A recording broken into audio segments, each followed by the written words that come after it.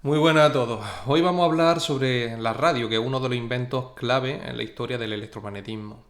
A finales del siglo XIX, como sabéis, el mundo estaba conectado por una gran red de cables telegráficos, porque desde que Samuel Morse y otros inventores desarrollaron el telégrafo eléctrico, los mensajes podían viajar en minutos de una ciudad a otra y además mediante los cables submarinos, como ya habíamos visto en otros vídeos, pues ya era posible la comunicación entre continentes.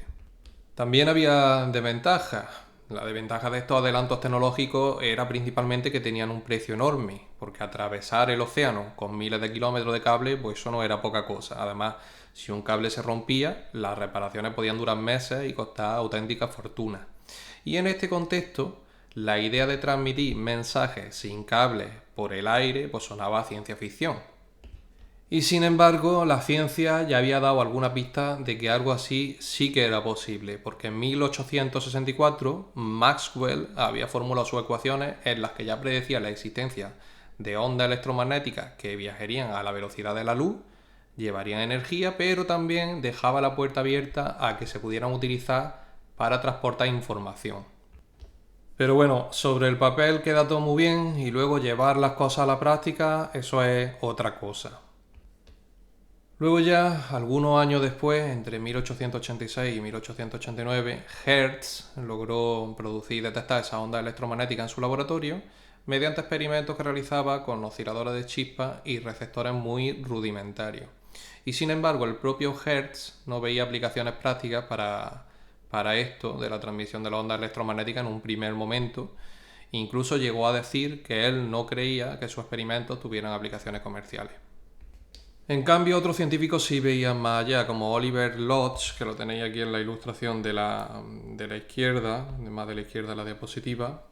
Y este fue un científico inglés que trabajó en la mejora de la detección de la onda y descubrió la importancia de la sintonización, es decir, que el emisor y el receptor debían estar ajustados a la misma frecuencia para poder comunicarse de manera eficiente. Luego en Rusia, Alexander Popov, que lo veis también aquí en la ilustración del centro de la diapositiva, construyó en 1895, 1895, un receptor similar al que veis también en la diapositiva a la derecha, que era capaz de registrar tormentas lejanas gracias a la captación de la onda de radio que producían los rayos. Lo que pasa es que Popov pues, no llegó a desarrollar un sistema de comunicación de largo alcance propiamente dicho, pero bueno, lo que había hecho era un paso adelante. Y aquí ya es donde entra en escena el personaje de nuestro vídeo, Guillermo Marconi, nacido en 1874 en Bolonia, Italia. Os he dejado aquí la localización. La cosa es que Marconi era hijo de un terrateniente italiano y una madre irlandesa y tenía bastante dinero. Pudo crecer sin problema en un ambiente acomodado y rodeado de cultura. Y aunque no era un estudiante destacado, sí que demostró una enorme curiosidad por la física y por la electricidad. Así que en su adolescencia comenzó a realizar experimentos relacionados con el electromagnetismo en su propia casa. Además que sus profesores lo inspiraron bastante, en especial Vincenzo Rosa y luego más adelante cuando comenzó a asistir a la Universidad de Bolonia a dar clases allí, pues Augusto Righi, que era un físico italiano que desempeñó un papel muy importante en el desarrollo del electromagnetismo. Podéis ver a la izquierda en la presentación la casa donde nació Marconi y a la derecha podéis ver al propio Marconi. Bien, pues el momento clave para Guillermo Marconi llegó en 1894, cuando estaba leyendo un artículo sobre los experimentos de Hertz y pensó, a ver si las ondas electromagnéticas pueden viajar por el aire, ¿por qué no las puedo utilizar para enviar señales telegráficas sin cable? Así que lo que hizo con apenas 20 años fue convertir el ático de la finca familiar en Potecchio en un laboratorio improvisado y allí montó un transmisor que estaba basado en una bobina de inducción que generaba chispas, una antena vertical y una conexión a tierra. Luego, como receptor, utilizó un cohesor, que es un tubo con limaduras metálicas que cambian su conductividad cuando reciben una onda de radio. Es un dispositivo bastante primitivo, pero bueno, era el mejor detector disponible en ese momento. Lo tenéis en la fotografía de la izquierda. Ahí tenéis un ejemplo de cohesor. Y resulta que al principio Marconi pues solamente consiguió enviar señales que cubrían unos pocos metros, pero a base de ensayo y error, mejorando la altura de la antena y potenciando la puesta a tierra, pues logró aumentar el alcance. Y pronto pasó de decenas de metros a cientos. Y el punto de inflexión pues llega cuando por fin pues, logra comunicarse a más de 2 kilómetros con colinas en medio, y esto era algo que otros experimentos anteriores no habían conseguido. Así que fue entonces cuando comprendió que la clave estaba en dos factores. Por un lado, tenía que tener antenas más altas para aprovechar así la propagación, y luego por otro lado necesitaba un buen sistema de conexión a tierra para mejorar la eficiencia de la transmisión. Y estos dos elementos se convirtieron al final en marca distintiva de su método, el método Marconi. Animado por estos éxitos que hizo, pues trató de presentar su trabajo al gobierno italiano, pero sorprendentemente pues no encontró ningún interés. Las autoridades estaban escépticas y además estaban poco dispuestas a financiar experimentos a un joven que todavía no había terminado ni la carrera, no tenía título universitario, entonces rechazaron su propuesta. Pero bueno, Marconi no se detuvo con esto, sino que coge y le habían dicho que no en Italia y decide viajar a Inglaterra. Acordaos que hemos dicho que su madre era de allí, de Reino Unido. Su madre tenía contactos porque era una rica heredera del imperio del whisky. Y además allí, en Reino Unido, pues la revolución industrial había creado un clima que era más favorable a todos los inventores. Así que decide irse a Inglaterra y en 1896 Marconi llega a Londres con unas cartas de recomendación. Y gracias a estas cartas de recomendación, que consiguió gracias a su madre, pues fue presentado a Sir William Preece, que este era el ingeniero jefe de la oficina de correos británica.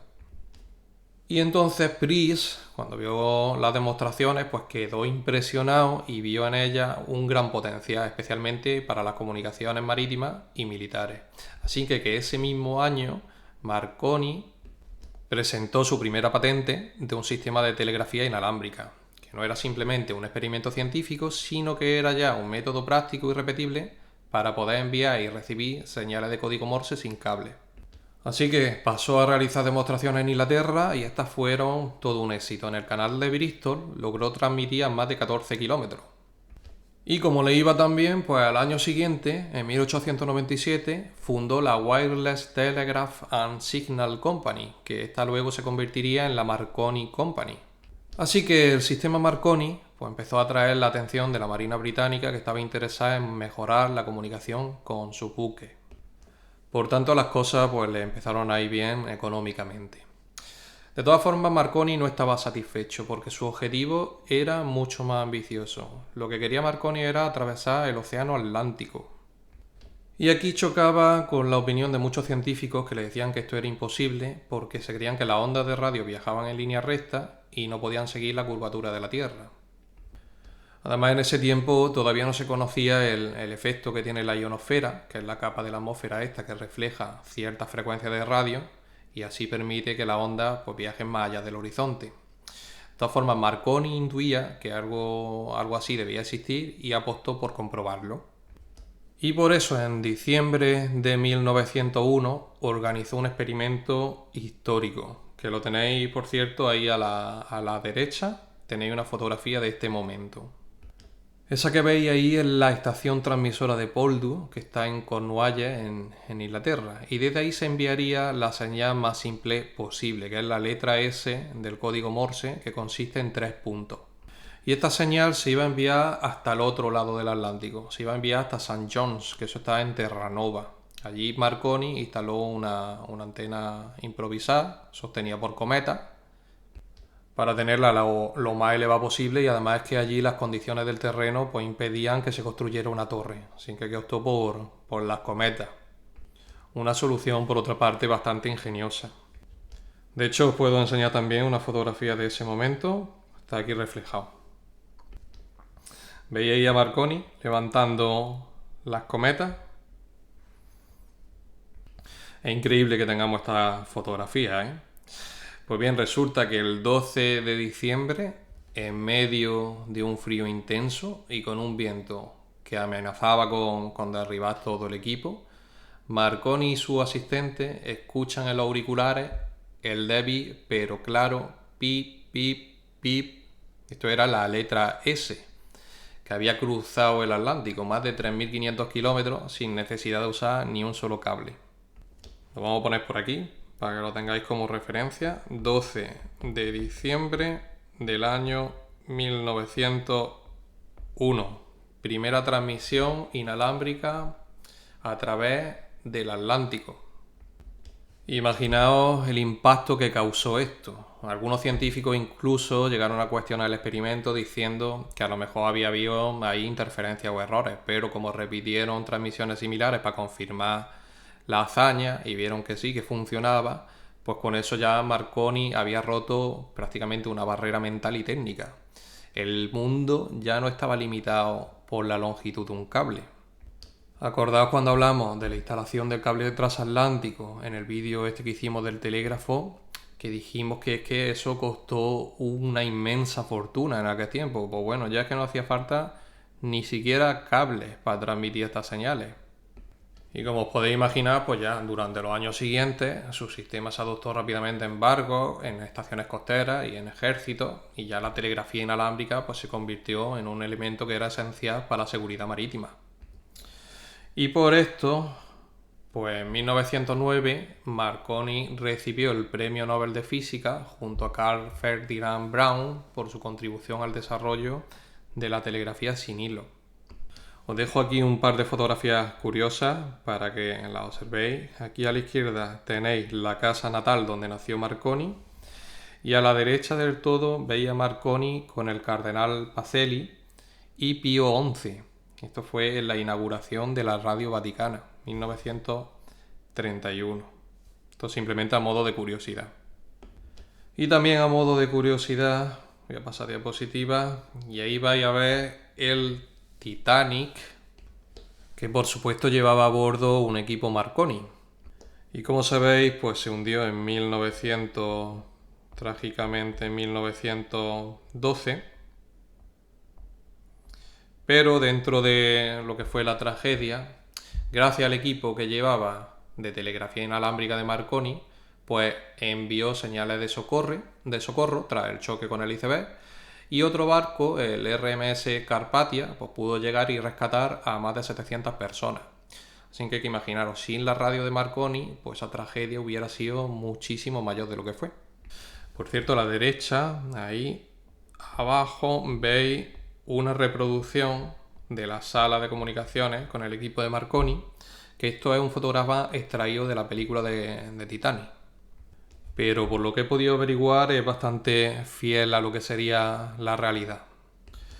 Y la cosa es que técnicamente los sistemas de Marconi de la época usaban unos tipos de transmisores que eran de chispa, que generaban ondas electromagnéticas potentes, pero bueno, eran muy poco eficientes y además eran muy anchas en frecuencia. Entonces esto provocaba interferencias.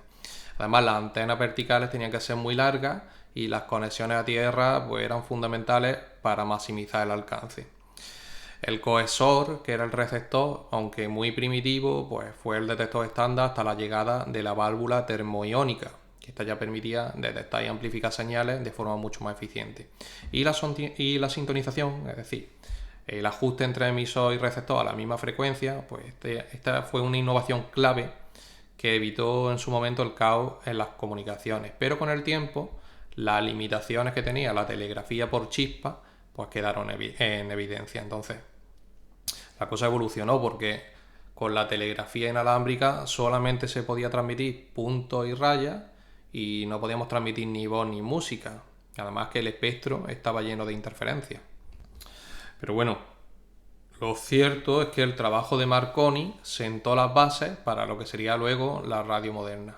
Con la llegada de las válvulas, el transistor y la electrónica digital, pues ya toda esta base acabaría transformándose en lo que es hoy la televisión, la telefonía móvil, el wifi o el wifi o como se le diga, y bueno, muchas otras formas de comunicación inalámbrica que hoy en día damos por sentadas. Así que Marconi, que lo veis ahí trabajando en esa fotografía que os he puesto para finalizar, pues lo cierto es que no inventó todos los elementos de la radio, pero sí que tuvo algo que muchos científicos pues no tenían, que era visión para combinar estas ideas existentes y llevarlas fuera del laboratorio. Él mismo lo que hizo al final fue resolver un problema práctico Y además, pues tuvo que convencer al mundo de que su invento era útil, porque acordaros que al principio pues, le dijeron que eso no valía para nada. Allí en Italia directamente rechazaron su propuesta. Así que podemos decir que sin su ambición y persistencia, la historia de las comunicaciones pues, hubiera sido muy diferente. Y ya dejamos aquí el vídeo, espero que os haya parecido interesante. Y luego en futuros vídeos quizás comentemos un poco sobre la invención de la radio, porque también hubo polémica. Pero bueno, no vamos a entrar en eso aquí. Lo dejamos ya entonces.